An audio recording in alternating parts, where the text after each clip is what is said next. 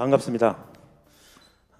지금 제가 얘기하려고 하는 내용과 그 김영준 교수님 말씀하신 내용이 꼭 그 상치된다고 얘기하시는 분들이 생각하시는 분들이 있을 것 같은데요.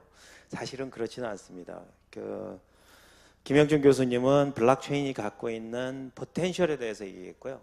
저는 블록체인이 가지고 있는 문제점에 대해서 얘기할 생각입니다.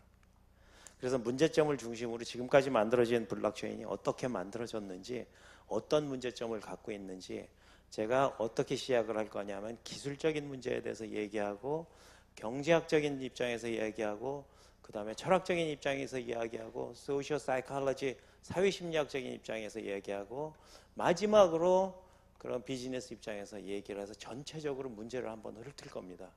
그러면서 뭐가 문제인지 하고서 한번 이야기를 시작을 하겠습니다. 저는 일단 보시면은 제 순서를 보시면 알겠지만 1번은 들어가며고요.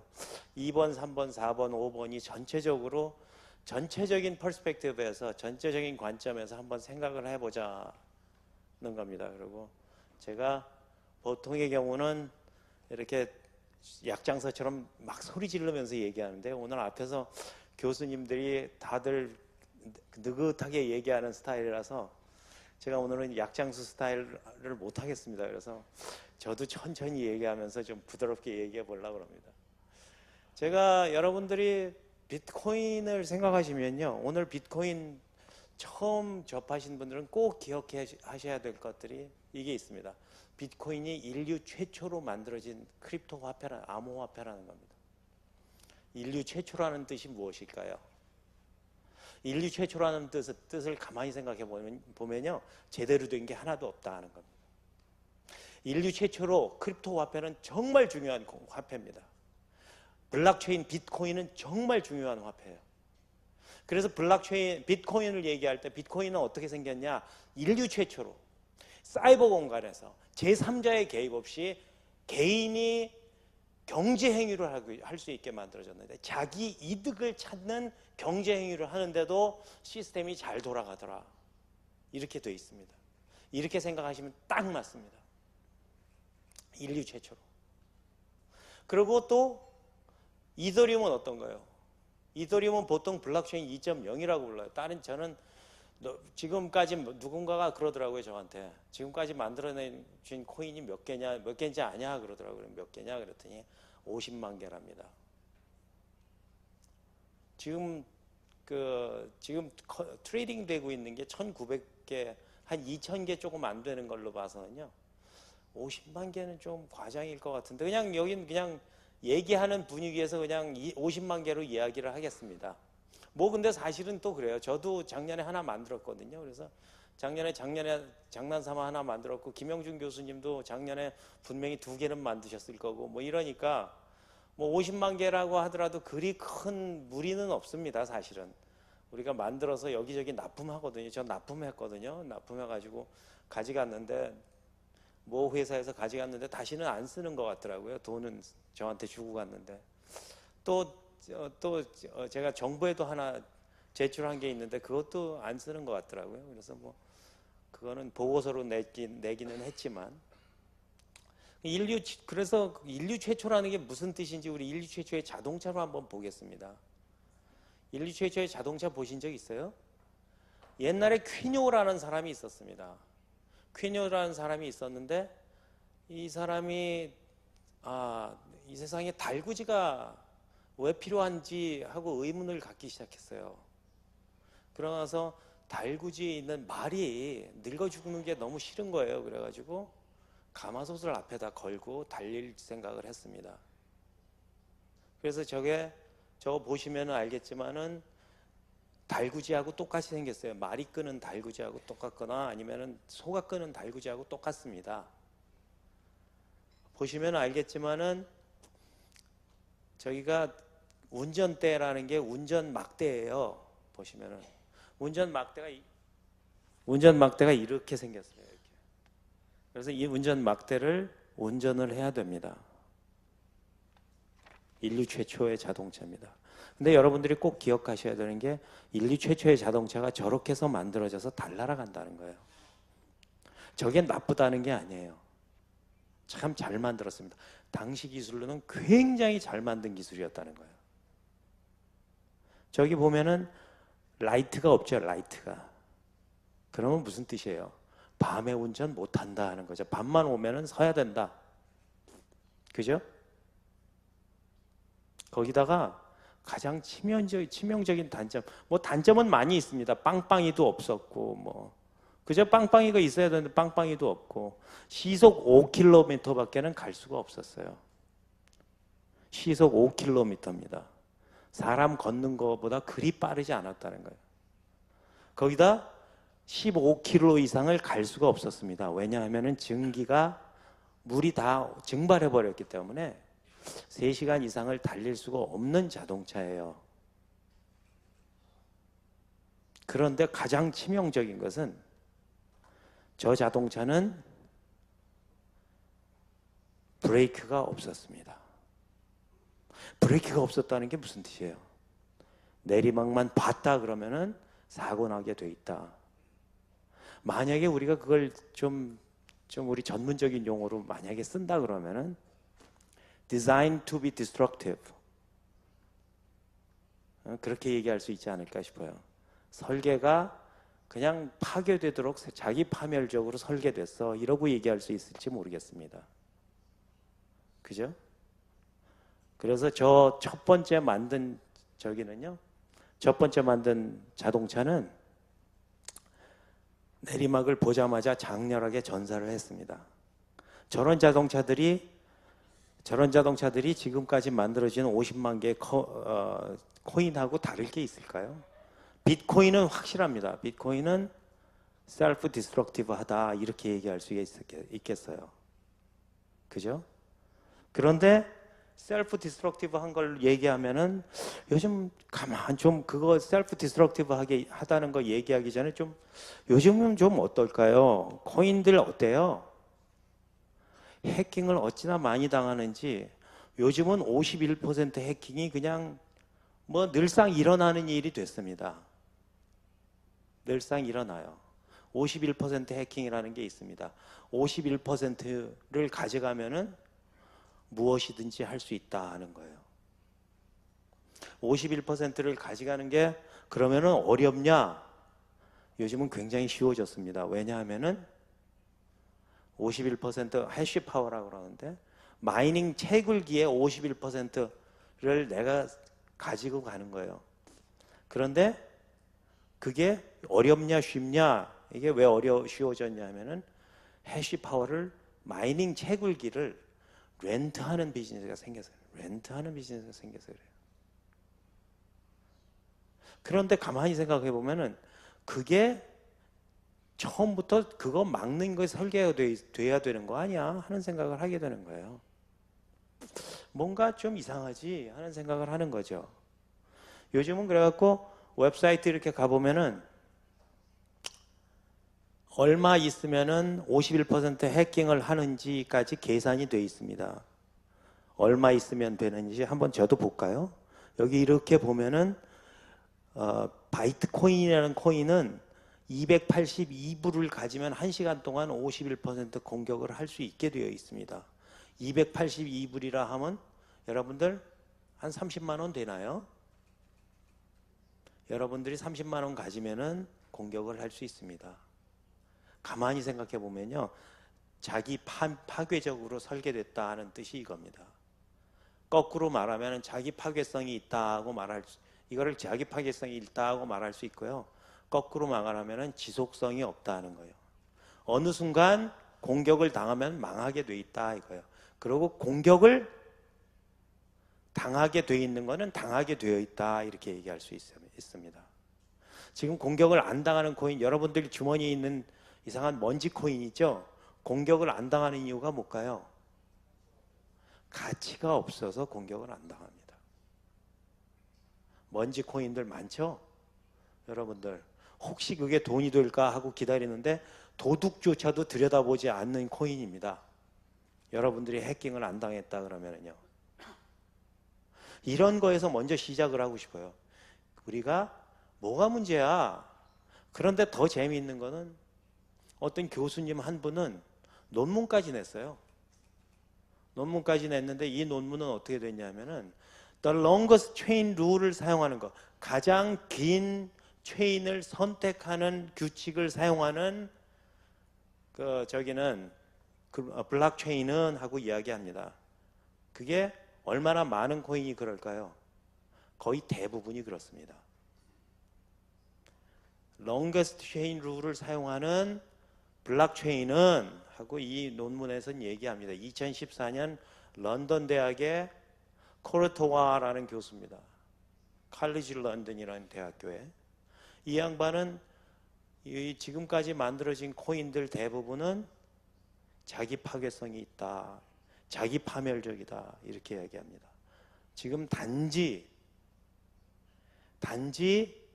해킹을 안 당하고 공격을 안 당하는 이유는 지금 비트코인 같은 경우는 너무 커져서 공격을 안 당하는 거고요. 아마 비트코인 때는 렌트 비즈니스가 없었을 거고요. 너무 커져서 안 당하는 거지만 조금 큰 중대형 코인들은 잘 당합니다. 최근에 여러분들이 찾아보시면 알겠지만 비트코인 캐시라는 게 있습니다. 비트코인류 중에서 큰 종류 중에 하나인데, 비트코인 캐시는 51% 해킹을 어떻게 하면 할 수 있나 하는 그 블로그 아티클하고 뉴스 아티클이 거의 도배가 되어 있습니다. 한번 찾아보세요. 요즘 로저 버라는 사람이, 로저 버가 우리 회사에 왔다 갔는데요. 그 얘기 하려다가 말았는데, 그 51% 해킹을 어떻게 하면 51% 해킹 할 수 있는지에 대해서 여러 가지 저희가 디스커션이 되고 있습니다. 그런데 이 아티클이 얘기하는 게 그겁니다. 이 longest chain rule을 사용하는 코인은 자기 파괴적이다. 그래서 우리가 들어가며 하면서 처음에 서두로 이렇게 얘기를 해놓겠습니다. 우리가 여태까지 만들어 놓은 블록체인이 그리 완벽하지 않다, 이겁니다. 세계 최초로 만든 자동차가 그리 완벽하지 않았던 것처럼 지금까지 만들어진 코인이 멋있어요. 앞으로 인류를 달나라까지 데려갈 거는 틀림없어요. 그죠? 아까 달구지 만들어낸 저기 같은 경우 퀴노 같은 사람은 1760년대 그 달구지 엔진을 만들었는데요. 그 사람은 그때 너무 기괴한 거 시끄러운 엔진을 만들었다고 감옥에 들어갔어요. 하지만 그게 진화가 돼서 달나라 가는 건 우리가 알아요. 지금 우리가 얘기하는 건 겁니다. 우리 교수님들 얘기하는 건 너무 멋있게 잘 얘기하셨어요. 멋있어, 잘 만들었어. 앞으로 그런 포텐셜이 있습니다. 달나라 가는 포텐셜은 있습니다. 그런데 우리가 들여다보고 싶은 거는 실제로 그러냐 하고 물어보고 싶은 거예요. 지속 가능성이 있냐? 저는 감히 말씀드리지만 거의 대부분이 지속 가능성 없다고 생각하는 겁니다. 자기 파멸적이라는 논문에 저 사람이 89페이지 논문을 쓰면서 길게 써놨어요. 왜 자기 파멸성이 있는지.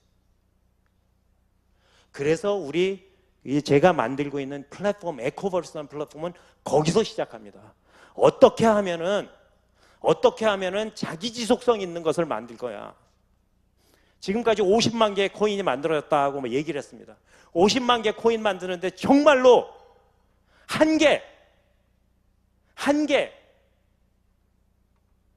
정말 자기 지속성 있는 거 확신할 수 있는 코인을 하나 만들 수 있느냐 하는 거 지금 저희들은 고민하고 있습니다.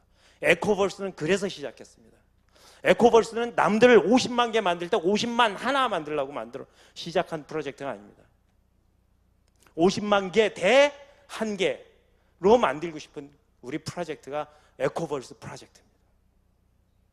그래서 우리가 생각하는 건 그겁니다. 지금 아까 비트코인에 대해서 얘기할 때 블록체인 1.0이라고 그랬을 때 블록체인 1.0을 제가 비트코인을 어떻게 말씀드렸냐면 세계 최초로 사이버 공간에서 개인이 제3자의 개입 없이 경제 행위를 할 수 있도록 만들어줬다. 그래서 그게 시작돼서 그것 때문에 서로 비트코인이 만들어준 게 신뢰입니다. 신뢰를 구축할 수 있게 만들어줬어요. 하지만 별로 쓸만은 없더라. 사실 생각해 보세요. 비트코인류 지금 50만 개 중에 보나마나 49만 개는 비트코인류일 텐데 POW 쓰는 것들 말이죠. 49만 개는 비트코인류일 텐데 별로 그리 쓸모 있지 않더라. 쓸모 있는 건 어디에 쓸모 있느냐? 가치 저장하는 건 그런 대로 쓸모가 있는데 요즘 가치 저장하는데 쓸모가 없는 이유는 바로 저런 렌트 비즈니스가 가능해지면서 다들 해킹당하고 가치가 없어지기 시작했다는 거예요. 그 다음에 나온 게 이더리움이잖아요. 이더리움도 또 인류 최초로 사이버 공간에서 불특정 다수가 약속을 하고 그 약속을 실행할 수 있게 자동적으로 실행할 수 있게 만들어줬어요. 너무 좋은 시스템입니다. 그런데 이더리움 가지고 쓸 수 있는 건 제가 보기에는 굉장히 많은 앱들이 많이 개발이 됐지만 제가 보기에는 크립토키티스라는 그 다마고치라는 그 무슨 애완용 동물 키우는 거 있죠? 그거 이상은 별로 쓸모가 있는 게 아니더라. 저희 이더리움이 나쁘다 하는 게 아닙니다. 굉장히 엄청난 그 시스템이고 노벨상 받을 만도 하다. 그리고 저는 저희 김영준 교수님 말씀하시는 거에 100% 동의합니다. 하지만 그거 이외에는 아니다. 불특정 다수가 사이버 공간에서 약속을 하고 그걸 자동적으로 실행하게 만들어줬다는 게 바로 스마트 계약이라는 거예요. 스마트 계약을 프로그래머할 수 있는 걸 보여줬어요. 엄청난 발명품인 건 틀림이 없지만 기술적으로 볼 때 거기엔 틀림이 없지만 그런데 제일 문제가 되는 건 지속 가능하려면 뭐가 필요하냐면 데일리 일상에서 사용할 수 있는 그런 정도의 저기는 있어야 된다. 기능은 있어야 된다고 생각합니다. 그걸 어떻게 만들어 줄 거냐. 그래서 저희들은 어떻게 생각하냐면 누가 푸는지 몰라도 일상성과 범용성을 풀 수 있다 그러면 기술적으로 풀 수 있다 그러면 그게 아마도 우리가 블록체인 3.0으로라고 부를 수 있고 누군가가 또 노벨상 캔디데이트로 또 들어가는 건 아닌가 하고 생각할 수 있지 않을까 싶어요. 지금 텔레그램이 저 일상성하고 범용성을 푼다고 그랬고요. 그 이외에 이오스나 뭐 이런 코인들이 일상성과 범용성을 푼다고 그랬습니다. 우리 에커버스도 저거를 풀어야지.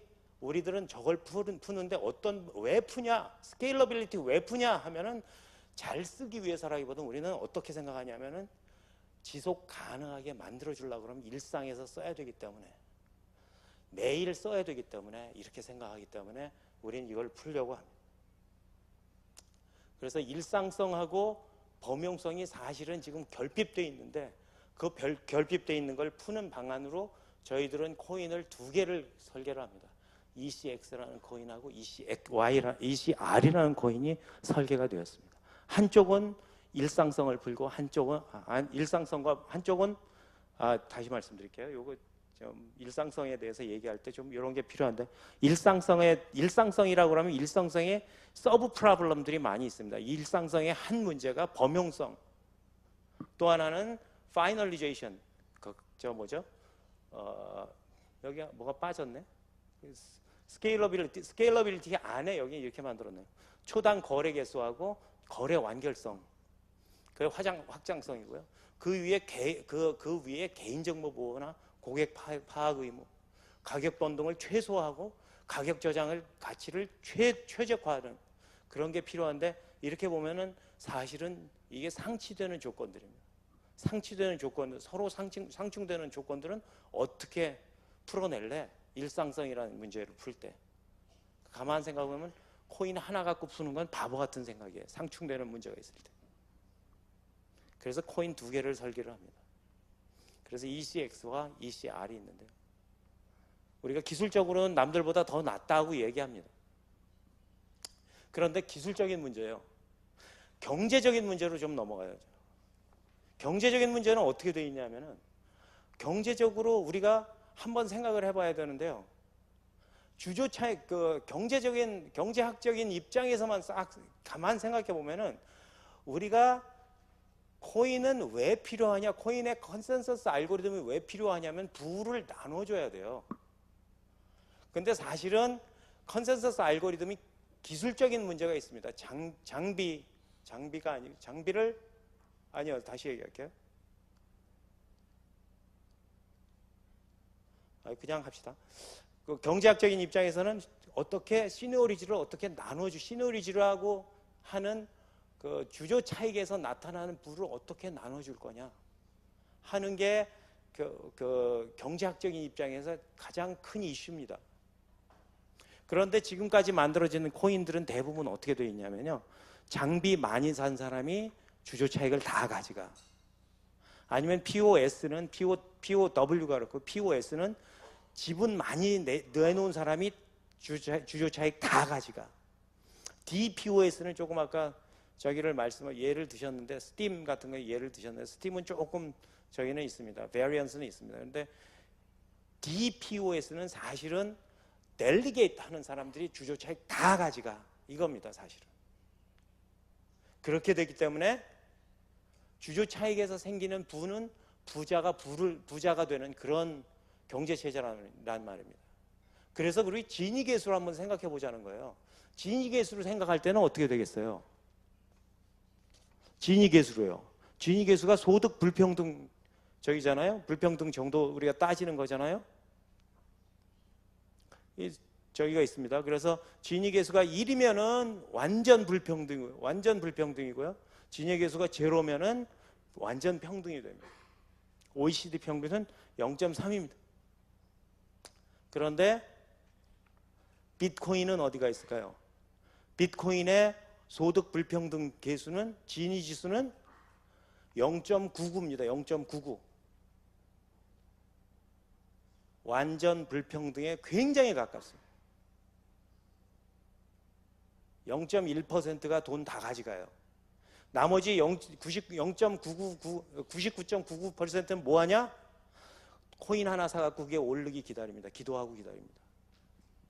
기다려요. 운이 좋으면 올라가겠죠, 그죠?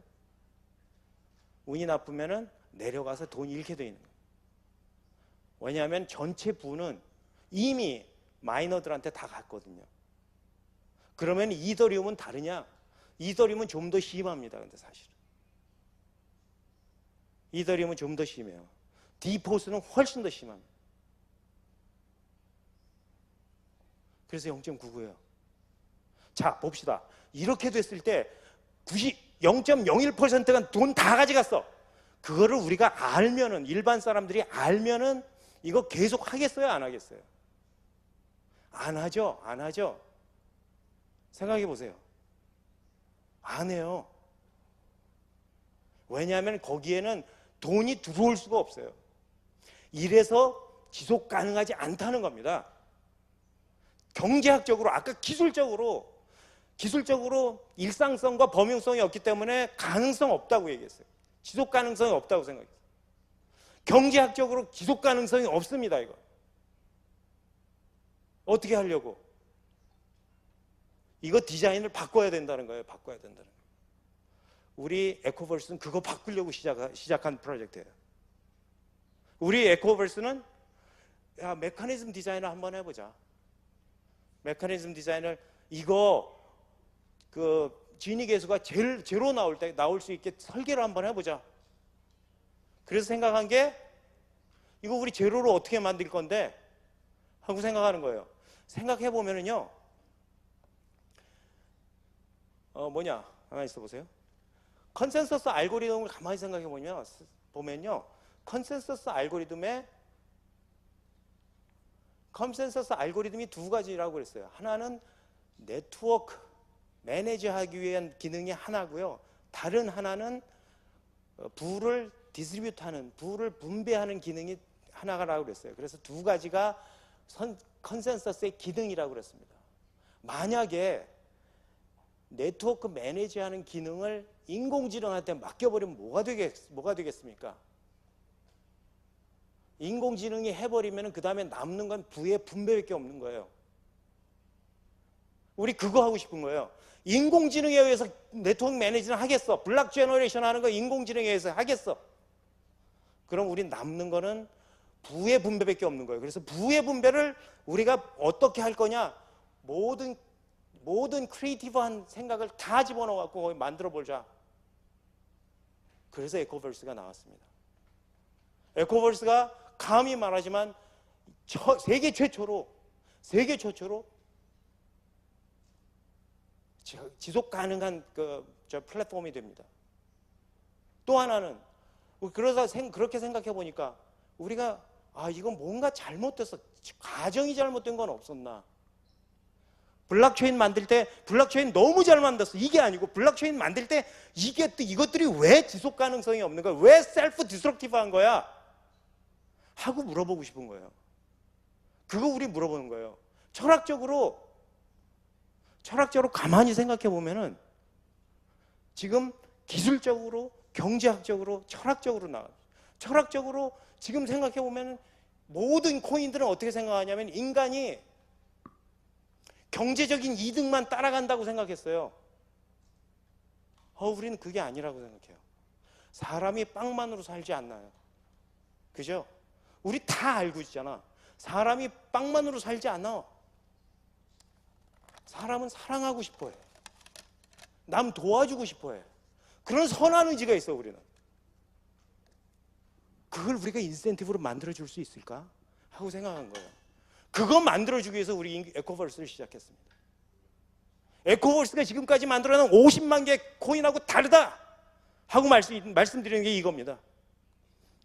제가 거의 약장수 분위기가 갑자기 되니까 저희 박수가 나오시는데요. 제가 약장수 분위기라고 말씀드렸잖아요. 좀 천천히 갈 생각이었는데. 그런데 생각해 보니까 우리가 그렇게 생각하고 보니까 이건 인간이 빵만으로 살지 않는다 하는 걸 이미 누군가가 얘기했어요. 1943년입니다. 이 매슬로우라는 사람이 인간이 피지올로지컬 니즈만 필요한 게 아니야. 생물적인 필요만 채우려고 그러는 게 아니고 사실은 인간은 내가 내 안전, 그리고 내 belonging, 소속감, 그 다음에 내 self-esteem, 그 다음에 self-actualization, 이런 게 있더라. 이런 얘기를 누군가 해놨어요. 매슬로우가 이거 얘기한 거, 이거 우리 인센티브로 만들어주면 되는 거잖아. 인센티브가 하나밖에 없으니까 힘이 드는 거예요. 여러분들 옛날에 학교 다닐 때 생각해 보세요.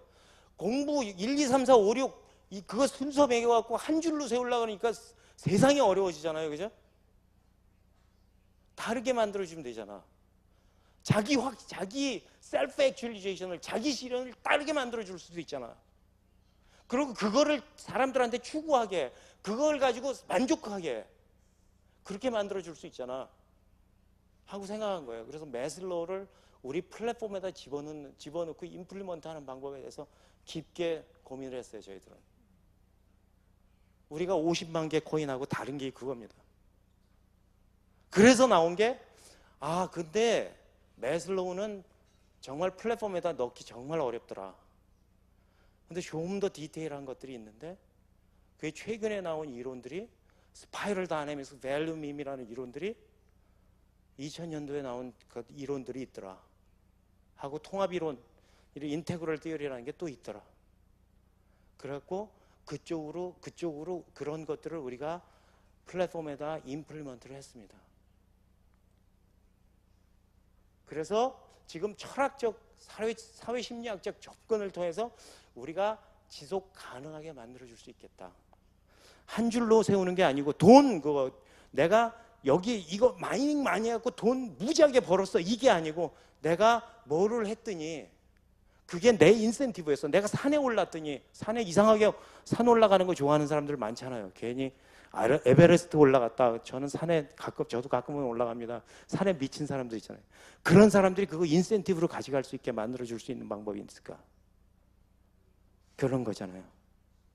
그런 욕망을 실현하게 하고 자기 실현을 하게 하고. 매슬로우에 의하면 사람은 욕망을 실현하기 위해서 산다는 거예요. 그 욕망이 종류가 그렇게 많다는 거죠. 그죠?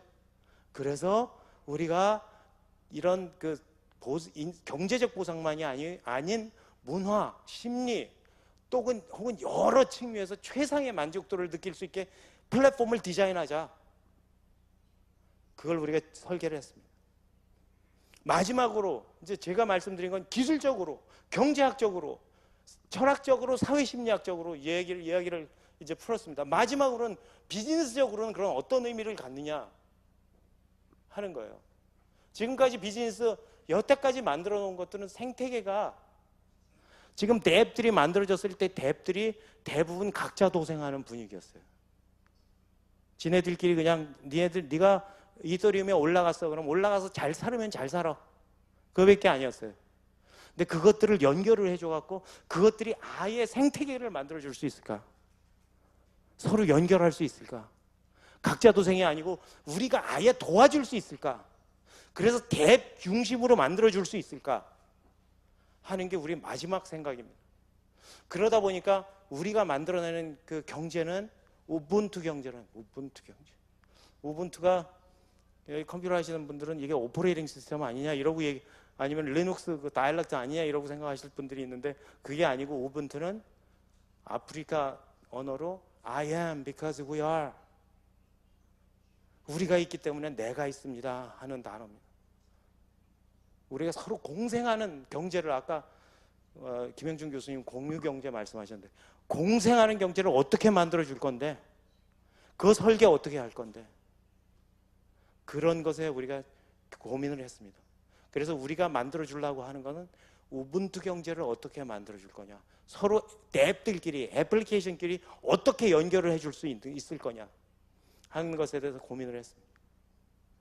그래서 그걸 위해서 컨펌이라는 인센티브 리워드 모델을 아예 우리가 장착을 해가지고 그 장착한 거 장착해놓고선 그걸 가지고 아까 스파이럴 다이내믹스를 이용해서 사용하는 이게 지금 SDVM이라는 게 여기 SDVM이라는 게 지금 저기입니다. 그 스파이럴 다이내믹스 밸류 밈이라는 그 단어입니다. 그걸 가지고 우리가 프레임을 만들어주고 이 개인에 대한 개인이 갖는 만족도의 다른 점을 우리가 그거를 플랫폼으로 만들어주고 그 플랫폼 위에서 앱들이 돌아가게 하면 앱들이 서로 상생하는 모델을 만들어줄 수 있을 거다 이렇게 생각을 한 거예요. 그래서 처음에 우리는 앱들을 디스커버하고 그 다음에 그 앱들을 도와주고 나중에 도와주는 것뿐만이 아니고 이 앱들이 잘 해가지고 유니콘까지 갈 수 있게 도와줄 수 있을까 하고 고민을 해서 그 프로세스를 우리가 만들었습니다. 마지막 결론 말씀드립니다. 우리가 에코버스 플랫폼은 어떻게 생겼냐면 다른 플랫폼과 차이는 세계 최초로 지속 가능성을 염두에 두고 우리 설계했다는 거예요. 50만 개의 플랫폼들은 지속 가능성을 염두에 두고 설계된 게 없다는 거예요. 설계되지 않았기 때문에 지속 가능성이 있을 가능성조차도 없다는 거예요. 매일 그 엔지니어들이 하는 소리가 스케일러빌리티만 맨날 얘기하고 있는데 스케일러빌리티가 그게 문제가 아니라는 거예요. 사실은 스케일러빌리티는 작은 문제 중에 하나라는 거예요. 전체를 보고 전체를 해결하는 이런 모든 기술적인 거나 경제학적인 거나 철학적인 거나 사회심리학이나 이런 것들을 전체를 통합해서 우리가 만들어줄 수 있는 그런 플랫폼을 만들어야 된다는 거고 우리는 세계 최초로 지속 가능한 플랫폼을 만들었고 실제로 세계 최초일 뿐만이 아니고 세계 최고의 다면적 포괄성을 가졌다 그럽니다. 다면적이라는 건 디스플린이 여러 개의 디스플린을 한꺼번에 우리가 생각을 하고 그래갖고 그런 여러 가지 생각을 가지고 만들었다 이거. 그래서 우리가 기술적인 설계나 경제학적인 설계나 철학적, 사회심리학적 이론이나 아니면 비즈니스 방향은 우리가 전체로 보면은 지속 가능하게 만들었다. 지속 가능성을 최대화하고 세계 최초로 이걸 만들기 위해서 노력을 했다 이겁니다. 우리 플랫폼은 이렇게 설계가 됐고요. 우리가 11월 달에는 ICO를 할 생각입니다. 그래서 여러분들 지금 오신 분들이 다 도와주시고 다 합쳐주시고 하시면 우리가 세계 최초로 정말 50만 개 다 쓸어버리는 그런 플랫폼이 만들어질 수 있다고 생각합니다. 감사합니다.